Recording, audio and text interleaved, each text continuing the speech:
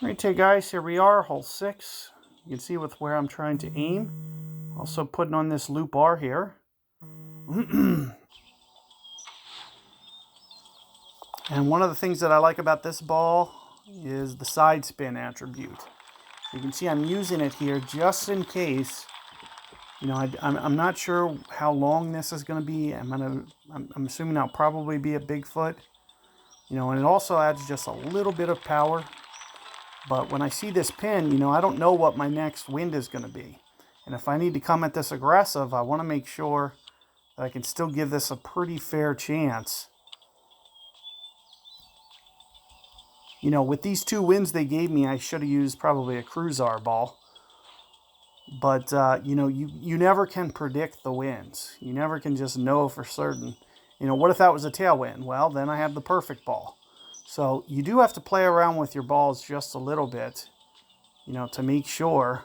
I'll typically go maybe just a hair more than 3 rings here. So we're going to almost pull down to the min line. I'm thinking somewhere in here, and if I can go lower, even better because of wind effect.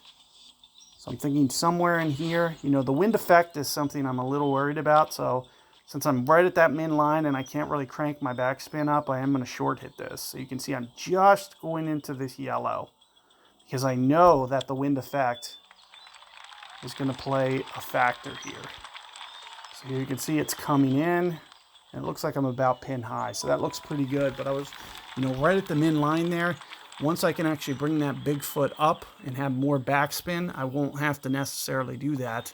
But you can see, you know, depending upon the wind and everything, you know, it really changes the way that you need to play it, because you could see I couldn't really get aggressive. I was just going for close there. I wanted to make sure that I put in a decent tiebreaker, 847. You know, I'm keeping all these in the 8s, and, you know, it's pretty good overall. That's what you want to focus on. And,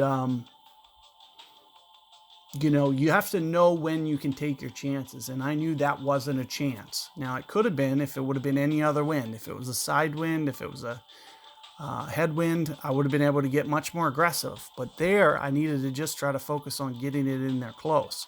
So keep that in mind when you're working through your rounds, when, you know, you're working through the shot making and logic behind those decisions. So good luck there. I'll see you guys on 7 momentarily.